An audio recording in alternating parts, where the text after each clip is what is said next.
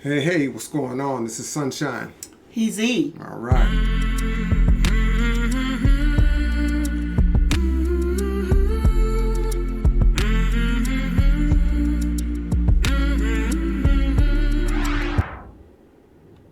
Welcome back, YouTube. Welcome back. We're back. We're here again. Thank you for joining us. All right. Thank you for being with us. Eastside Show. All right. We're going to do some more film theories. This one looks like it's like Saw, but it says Jigsaw Was Right. Yeah. Film theory. It says it's Saw movie, so I guess it's Jigsaw meaning probably. Oh, the parts of puzzles. Okay. Probably, I was never a big fan of it, but. Really? Nah, I watched the first one. It's okay, but I'm not really into the horror guts things. I'm more into either the comedies, the thrillers, and the dramas. That's really where I like, But let's get into this. Before we get started, please like, subscribe, hit the notification bell, share, and comment below. Let's go check out and see what the deal is with this Saw. Your entire search and browsing history has been loaded into a bot that will send it to everyone in your contacts list in 1 hour. Every time you stalked your crush, every time you Googled your own name, every time you asked WebMD about that weird thing on your foot, all of it will be exposed. The only way to prevent this from happening is to find the secret message hidden somewhere in this video and then leave it down in the comments below. 5 words stand between you and embarrassment for life, all marked with this symbol. The clock is ticking, friends. The choice is yours. Live or die. Happy hunting. I bet. He always told you the choice is yours.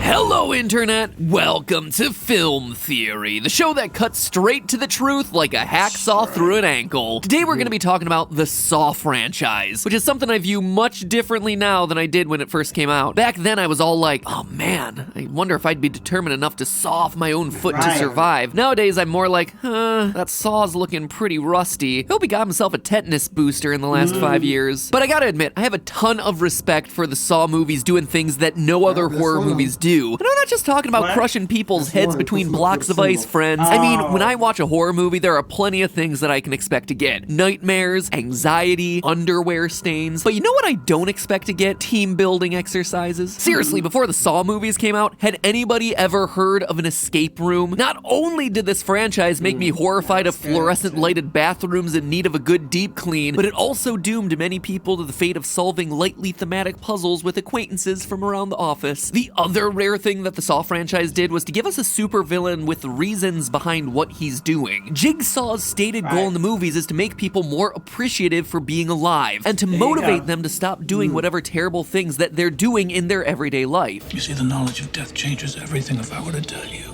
the exact date and time of your own death, it would shatter your world completely. You savor everything, be it a glass of water or a walk in the park. But most people have the luxury of not knowing when that clock's gonna go off. And the irony of it is that keeps them from really living their life. Which is weirdly admirable, in a way. Certainly more admirable than Michael Myers, who just wants to kill because he's crazy, or Freddy Krueger, who wants to kill you for fun, or Leatherface, who wants to kill you because he needs your bones for furniture. I mean, don't get me wrong here. What the Jigsaw Killer is doing is twisted and gross and seems like an engineering nightmare, but I don't know, he's like a motivational poster. A bloody, murdery motivational poster. I've never murdered anyone in my life. The decisions are up to them. All right, John, sure you didn't kill anyone. Saying you're not a murderer because the traps killed him is the same thing as shooting someone and claiming you didn't kill him, the gun did. Nice try, buddy. Rationalizing away your horrific murder spree aside, the Saw franchise does bring up an interesting point. Is Jigsaw right? Is putting people into dangerous, painful, life-threatening, and ethically paradoxical circumstances leaving them better off, assuming that the players of the games actually live through them, which is usually not the case? Well, let me tell you, after doing the research, Jigsaw isn't wrong. And today, I'm here to tell you why. So sharpen your hacksaws, stay away from pits full of needles, and steer clear of any tricycle-riding puppets, because today we're diving deep into whether Jigsaw is, through his own twisted psychology, making the world a slightly better place. Now, the first Saw movie came out in 2004 when the most cutting-edge game you can get on a cell phone was Snake. So even if you're a fan of the franchise, you might need a refresher on Jigsaw, aka John Kramer Kramer's motivations. So here's a recap and your official spoiler warning for the entire franchise. In the original Saw movie, Jigsaw kidnaps two men, Adam and Dr. Gordon, and gives them cryptic clues on what they have to do in order to escape the grody bathroom that they awaken in. But as the movie goes on, we slowly learn why Jigsaw chose these two for his game. He finds them both morally objectionable. Adam spies on people and sells his photos to blackmailers, and Dr. Gordon appears to be ignoring his family to have an extramarital affair. But it's when we see a flashback to one of Jigsaw's surviving victims that we get the real motivation behind his games. Amanda, a drug addict, finds her head in a reverse bear trap that threatens to flip her skull inside out unless she finds a key to it in a dude's intestines. Remarkably, she succeeds, and is then given the creepiest end screen of any game ever. Congratulations.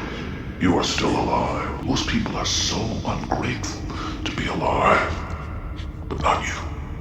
Not anymore. So Jigsaw is teaching his victims little life lessons to help them realize that they are #blessed. And it works for Amanda. After this traumatic ordeal, she overcomes her addiction, telling the police, He helped me. Jigsaw's goal is ultimately to help people turn their lives around, which mirrors his own journey as we find out in later movies. Jigsaw is a guy named John Kramer who got a double dose of bad news when his wife miscarried their unborn son and he was diagnosed with terminal cancer. When he survives an attempt to end his own life, he becomes determined to Testing the fabric of human nature. by teaching others that, Those who don't appreciate life do not deserve life. in short, he wants to almost kill people so that they'll snap out of their bad behavior, or, they just fail and die. Though, to be fair, John, if this was truly your stated goal, you would give him, I don't know, a little bit more than 60 seconds to dislodge the key that was surgically implanted behind their eye to remove them from the spiked Iron Maiden that's about to snap their head in two. Just saying. Obviously, it's all a psychopathic idea, right? You can't play mousetrap with people's lives. But for as crazy as Jigsaw's logic is, it's not without precedent. Throughout history, many philosophers have seen trauma and suffering as a means of achieving personal growth, such as Schopenhauer, Kierkegaard, and most notably, Friedrich Nietzsche. With his catchphrase that God is dead and that luxurious mustache, Nietzsche rode the line between emo and hipster better than any other 19th century German philosopher. And he was famous for not being all sunshine and rainbows in his thinking. In his 1886 work Beyond Good and Evil, Nietzsche presents a couple of philosophies that Jigsaw would likely retweet on Twitter. Nietzsche claimed that society evaluates actions based on intention rather than consequence. And he's right about that because society's laws are generally based on intention. Let's say that there's a burglar roaming around your neighborhood. So to protect yourself and your neighbors, you drop an anvil on its head Wile E. Coyote style. The law would say that your intention was to harm someone, and therefore your anvil drop was immoral, and more importantly to you, a ruling of murder. Nietzsche would look at your action and say that because its consequence was good, i.e. people not being robbed of their jewelry and electronics and Pokemon cards, then the action would be a moral one. In other words, Nietzsche believed that the ends justify the means, and that an action with positive consequences is moral regardless of its motivation or execution. Nietzsche is saying that the results are what really matter in determining the right thing to do. Someone who sees the same burglar and calls the police or warns the neighborhood might have a purer intention than the anvil dropper, but those shouldn't be considered because their consequences are less effective. The police might not arrive, or they might let the burglar go and commit future burglaries. Warned neighbors might still get robbed, but if you smush that burglar on the sidewalk like a pancake, you can be sure that he's committed his last burglary, and therefore Nietzsche would consider it the most moral of the choices, because its consequence, no more burglaries, was the most certain. And then he'd lean back in his chair and comb that epic 19th century mustache of his. Jigsaw presumably agrees, given that he considers himself morally righteous in playing these games. He figures that if some people can be saved or improved as a result of the torture, then the torture was the right thing. Even more importantly, Nietzsche believed that progress was the result of suffering. Specifically, he wrote this, quote, "The discipline of suffering, of great suffering. Don't you realize that up to this point, it is only this suffering which has created every enhancement in man up to now? That tension of a soul in misery which develops its strength. Has that not been given to it through suffering, through the discipline of great suffering?" Again, to translate that from cranky German philosopher to English, Nietzsche was saying that all of mankind's progress is the result of suffering, and therefore therefore we should embrace it. Well, if that ain't Jigsaw to the letter, I don't know what is. If mankind's greatness is the result of suffering, Jigsaw figures he can just add more suffering into the mix and create better people as a result. Okay, so Jigsaw studied some philosophy to impress people in college. We've all been there, or at least I've been there, because I studied Kantian philosophy in college to impress my now wife Stephanie, which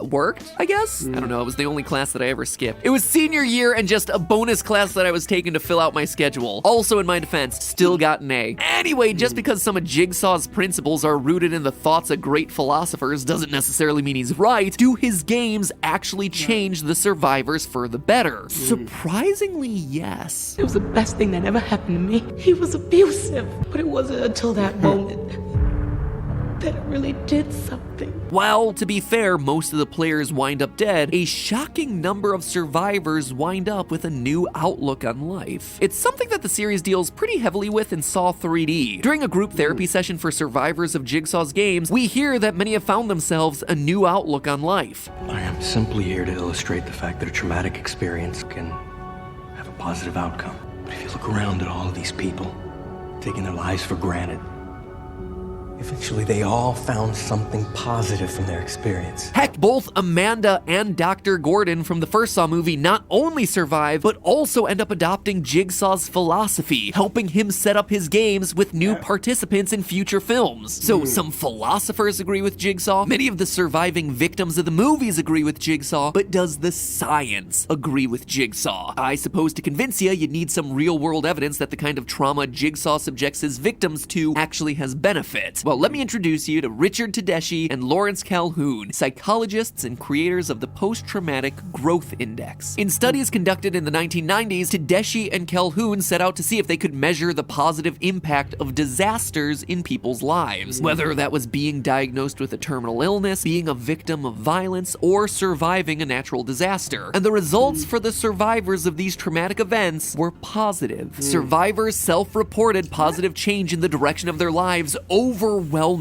80% said that they had established a new path for their lives, and 76% reported that they were able to do better things with their lives. A separate study compared survivors of trauma to those who had experienced no major trauma. The results found that the survivors outscored the control group in terms of their ability to relate to others, personal strength, and most importantly for Jigsaw, their appreciation of life. All in all, 60% of participants expressed that there was a positive effect on themselves after the trauma. So that kind of means Jigsaw is right, doesn't it? Trauma's messy to be sure, but science shows that overwhelmingly it leads to improvements in people's perceptions of themselves and their lives. The victims in the movie agree, ye olde philosophers agree, and science agrees. That's it, theory over, slapping on a thumbnail, we're done with another Halloween season upload. Except for one thing. John Kramer didn't read himself the fine print. This is why you always gotta read past the headlines, people, because while yes, 60% of participants expressed a positive effect after the trauma, a whopping 94% said that they experienced either some or extreme negative consequences as a result of the trauma. Estimates vary, but experts believe that people who experience some acute form of physical trauma have between a 20 and 50% chance of developing acute stress disorder and or post-traumatic stress disorder, both of which often manifest in nightmares, flashbacks, increased likelihood of self-harm. Sure, if you survive a plane crash, you might appreciate your life a bit more and not get bothered by little things as much, decide to take that improv class that you always wanted to, but you're also much likelier to suffer panic attacks and have your daily routine more interrupted. So it's pretty short-sighted to say that introducing trauma into people's lives will only help them. And you know what? Jigsaw, of all people, should understand that, because most of his trauma was damaging to him rather than helpful. After he lost his unborn son, his response was grief and depression, not, wow, my life is suddenly better. When he was diagnosed with cancer, more grief and depression, not sunshine and rainbows. It took him a third trauma, the near-death experience of ending his own life, for him to have his quote-unquote epiphany. But the whole situation should have told him that the typical result of a traumatic event is not some positive, life-affirming change. It is insecurity, it is depression, it is grief, it is post-traumatic stress. Turns out that maybe we shouldn't be looking to a serial murderer for philosophical and psychological guidance. Who knew? In the words of one of his former survivors, You wanna know the best thing that happened to me